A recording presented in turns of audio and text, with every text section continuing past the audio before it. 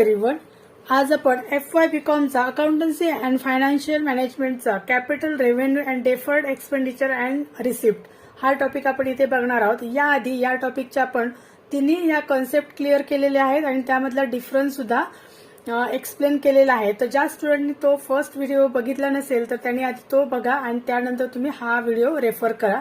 आणि जे स्टुडंट चॅनलवरती नवीन आहेत तर त्यांनी चॅनलला सबस्क्राईब करा, लाईक करा आणि व्हिडिओ आवडत असतील तर छान छान कमेंट सुद्धा करा आणि तुमच्या फ्रेंड्स सोबत शेअर करा. आता आपण या लेक्चरमध्ये काय बघणार आहोत तर तुम्हाला एक्झाम ओरिएंटेड जे प्रॉब्लेम्स आहेत, जे एक्झामला ज्या टाईपचे प्रॉब्लेम्स तुम्हाला येतात ते प्रॉब्लेम्स आपण इथे बघणार आहोत. आणि या टॉपिकवरती तुम्हाला 8 ते 7 मार्काला प्रॉब्लेम्स येतात. प्रॉब्लेम्स खूप इझी असतात आणि आउट ऑफ मार्क्स मिळवून देणारे असतात. तर आता आपण डायरेक्टली प्रॉब्लेम्स बघूया. Purchase old machinery ₹15,000. आता ओल्ड मशिनरी परचेस केलेली आहे 15,000ला. तर हा कशामध्ये येणार आहे? Capital expenditure. तर फर्स्ट व्हिडिओमध्ये मी या कन्सेप्ट क्लिअर केलेले आहेत, तरी सुद्धा तुम्हाला पुन्हा एकदा या रिमाइंड करते मी की कॅपिटल एक्सपेंडिचर कशाला म्हणतात. तर जो लॉंग टर्म एक्सपेन्सेस असतो किंवा जो आपल्याला खूप वर्षानंतर एकदाच करावा लागतो, 5 वर्षानंतर, 10 वर्षानंतर, 20 वर्षानंतर, म्हणजे जसं बिल्डिंगचा आहे, मशिनरीचा एक्सपेन्सेस आहे, हा आपल्याला वरचेवर डे टू डे आपल्याला डेली करावा लागत नाही. एकदाच मशिनरी जर आपण परचेस केली तर ती 20 वर्ष, 30 वर्ष, 50 वर्ष सुद्धा जाऊ शकते. म्हणून हा एक्सपेंडिचर येणार आहे तो म्हणजे कॅपिटल एक्सपेंडिचर. आणि मशिनरी सेल केल्यानंतर जर आपल्याला इन्कम होणार आहे तर त्याला आपण काय म्हणणार आहोत? कॅपिटल इन्कम म्हणतो. आणि रेव्हेन्यू एक्सपेंडिचर म्हणजे काय? डे टू डे लाईफमध्ये म्हणजे डेली रुटीनमध्ये जो एक्सपेन्सेस करावा लागतो फर्मला किंवा ऑफिसला, म्हणजे स्टेशनरी आहे, सॅलरी आहे, अशा टाईपचे जे एक्सपेन्सेस असतात तर त्याला काय म्हटलं जातं? Revenue expenditure. म्हणजे हा रिकरिंग टाईपचा असतो जो परत परत करावा लागतो. आणि असंच आपल्याला मंथली मिळणारा जो इन्कम आहे त्यालाच आपण काय म्हणतो, किंवा वरचेवर मिळणारा इन्कम आहे त्याला आपण रेव्हेन्यू इन्कम असं आपण म्हणतो. म्हणजे आपण जर काय आता सेल केला तर आपण सेल हा वरचेवर करणार आहोत, त्याच्यापासून आपल्याला जो जनरेट होणार आहे इन्कम त्याला आपण रेव्हेन्यू इन्कम म्हणू शकतो. आणि डेफर्ड रेव्हेन्यू एक्सपेंडिचर म्हणजे काय? तर ऍडव्हर्टाइज हा डेफर्ड रेव्हेन्यू एक्सपेंडिचर मध्ये येतो. कारण ऍडव्हर्टाइज हा एका वेळेला आपण खर्च केला तर त्याचा बेनिफिट आपल्याला पुढे 2-3 वर्ष, 5 वर्ष, 10 वर्ष असा मिळू शकतो. म्हणजे तो त्या वर्षी आपल्याला पूर्ण बेनिफिट मिळणार नाही, पण त्याचा थोडा थोडा बेनिफिट आपल्याला दरवर्षी त्याचा बेनिफिट मिळतो एका वेळेला खर्च केला तरी. म्हणून अशा एक्सपेन्सेसला आपण काय म्हणतो तर डेफर्ड रेव्हेन्यू एक्सपेन्सेस म्हणतो. बघा, spend ₹9,000 to recondition the old machinery. म्हणजे ओल्ड मशिनरी रिकंडिशन मध्ये आणण्यासाठी आपण ₹9,000 एक्सपेन्सेस केलाय. तर मशिनरी हा आपला कॅपिटल एक्सपेंडिचर आहे म्हणून त्याला आपण कॅपिटल एक्सपेंडिचर म्हणणार आहोत. Spend for putting the asset into working condition. Working condition मध्ये आणण्यासाठी आपण त्याला एक्सपेन्सेस केलेला आहे म्हणून त्याला आपण काय म्हणणार आहोत? Capital expenditure. थर्ड बघा, spend to 10,000 on preparation of sale deed in connection with the purchase of building. बिल्डिंगच्या परचेसच्या कनेक्शनसाठी सेल डीड मध्ये आपल्याला जो एक्सपेन्सेस केलेला आहे त्याला आपण काय म्हणणार आहोत? Capital expenditure. कारण बिल्डिंग हे कसलं आहे? आपलं लॉंग टर्म ऍसेट आहे किंवा त्यालाच आपण कॅपिटल ऍसेट असं म्हणतो, कॅपिटल एक्सपेंडिचर असं म्हणतो. Spent on account of title of the property.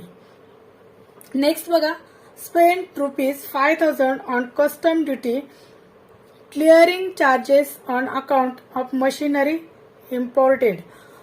Machinery import करण्यासाठी जी कस्टम ड्युटी आहे त्याच्यासाठी आपण ₹5,000चा एक्सपेन्सेस केलेला आहे. आणि हा हप्ता येणार आहे कॅपिटल एक्सपेन्सेस म्हणजे कॅपिटल एक्सपेंडिचर मध्ये. कारण मशिनरी ही आपली कॅपिटल एक्सपेंडिचर मध्येच येतो किंवा कॅपिटल इन्कम मध्ये येते.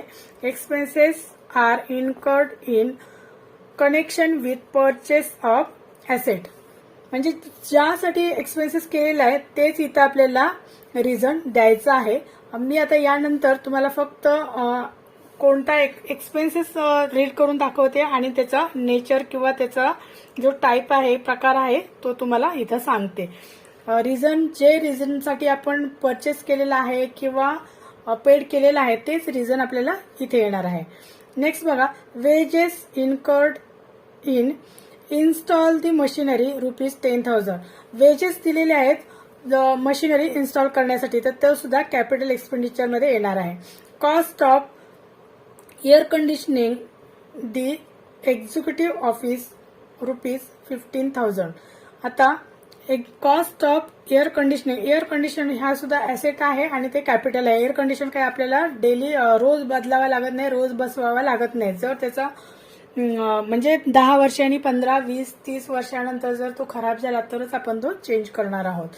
नेक्स्ट बघा, कॉस्ट ऑफ ओव्हरहेडिंग मशीनसाठी कॉस्ट आली आहे ओव्हरहेडची ₹3,000. हा आता असणार आहे रेव्हेन्यू एक्सपेंडिचर किंवा तो कॅपिटल एक्सपेंडिचर मध्ये सुद्धा येऊ शकतो. हा रेव्हेन्यू एक्सपेंडिचर मध्ये पण येऊ शकतो आणि कॅपिटल एक्सपेंडिचर मध्ये येऊ शकतो. कारण if expenditure is to maintain asset, जर आपल्याला एखादा ॲसेट आपला असेल तर त्याच्यासाठी मेंटेन करण्यासाठी जो एक्सपेन्सेस येतो तो आपण रेव्हेन्यू एक्सपेंडिचर मध्ये घेणार आहोत.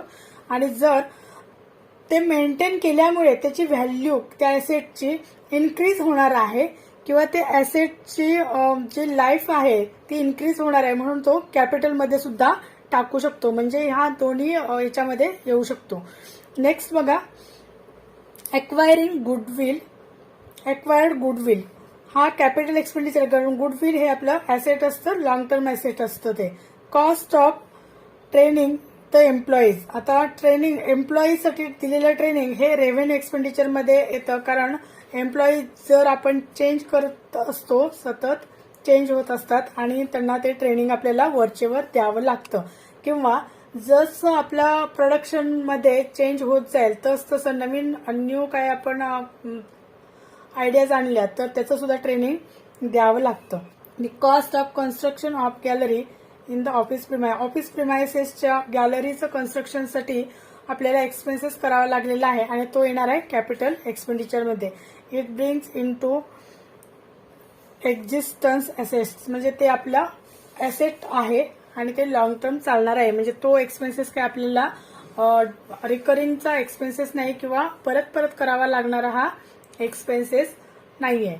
नेक्स्ट बघा, इन्शुरन्स ऑफ बिल्डिंग हा रेव्हेन्यू एक्सपेंडिचर आहे. कारण इन्शुरन्स हा आपल्याला इयरली पेड करावा लागतो किंवा त्याचे मंथली सुद्धा इन्स्टॉलमेंट असतात, त्यामुळे तो येणार आहे आपला रिकरिंग मध्ये येणार आहे. रजिस्ट्रेशनची फीज आपण पेड केलेली आहे फॉर नेक्स्ट 3 इयर्सची, म्हणजे हा सुद्धा डेफर्ड रेव्हेन्यू एक्सपेंडिचर येणार आहे.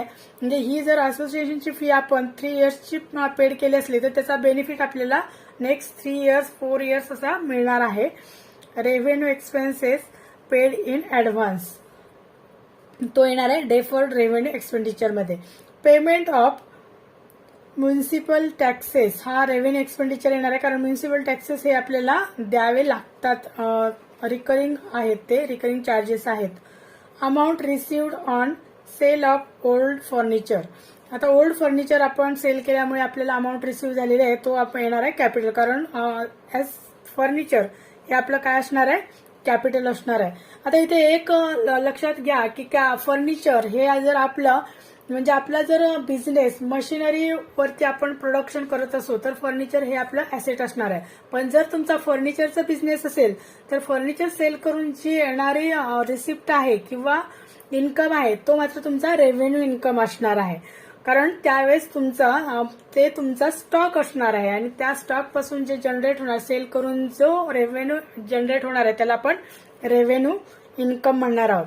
पण जर इतर तुमचा बिझनेस असेल इतर कोणत्याही प्रकारचा आणि तिथे तुम्हाला फर्निचरची आवश्यकता असेल तर ते फर्निचर म्हणजे तुमचं ॲसेट असणार आहे.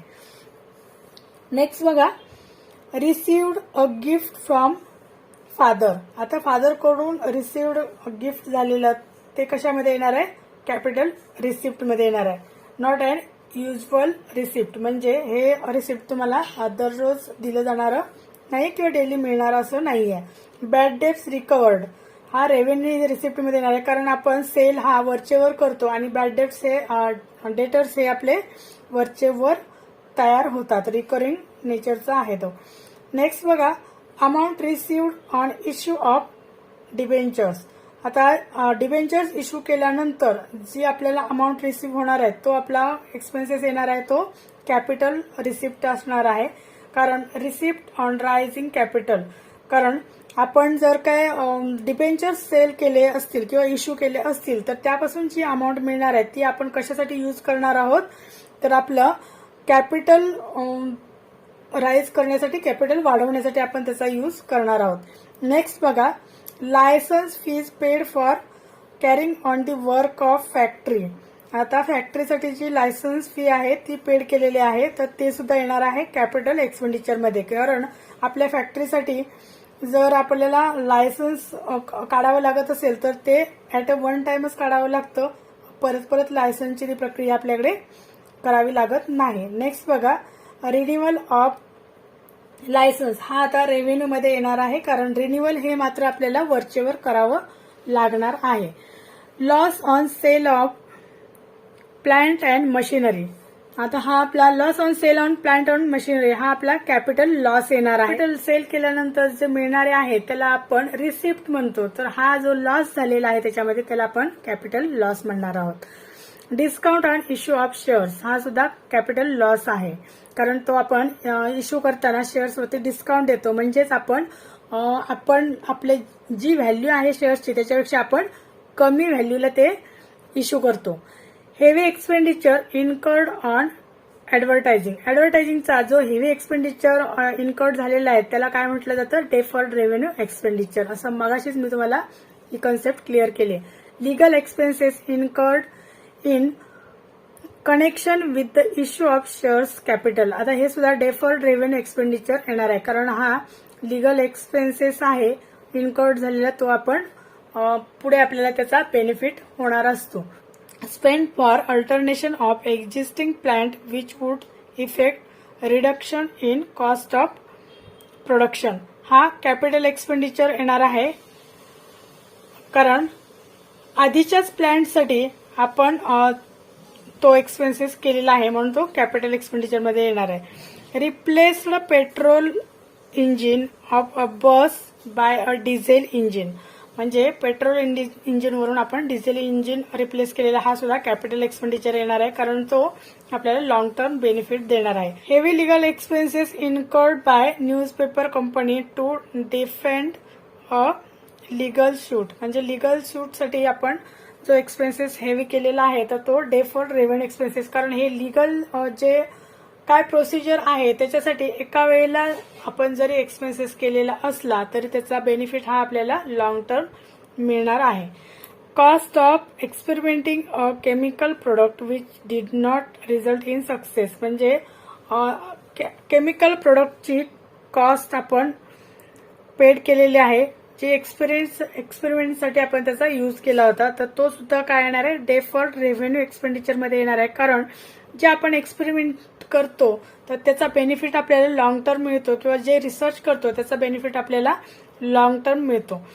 Cost of improving sitting accommodation by a cinema house. Cinema हाऊसची जर आपण सिटिंग अकोमोडेशन जर काही चेंज केली असेल तर तो कॅपिटल एक्सपेंडिचर येणार आहे, कारण सिटिंगची जी व्यवस्था आहे ती सिनेमा हाऊससाठी त्याचं ते कॅपिटल असणार आहे रेव्हेन्यू एक्सपेंडिचर मध्ये. कारण काय, रिपेंटिंग किंवा रिडेकोरेशन हा आपल्याला वरचेवर करावा लागणारा एक्सपेन्सेस आहे, कारण कलरिंग हे करावंच लागतं, म्हणजे वर्षाला इयरली करावं लागेल. कारण travelling expenses of director for trip for purchasing capital goods purchase करण्यासाठी अब्रॉडला जर आपल्याला डायरेक्टरसाठी जो ट्रॅव्हलिंगचा एक्सपेन्सेस आहे तो पेड केलेला आहे, आणि तो येणार आहे कॅपिटल एक्सपेन्सेस मध्ये, कारण तो कॅपिटल परचेस करण्यासाठी केलेला एक्सपेन्सेस आहे. Brokerage and commission paid for rising capital.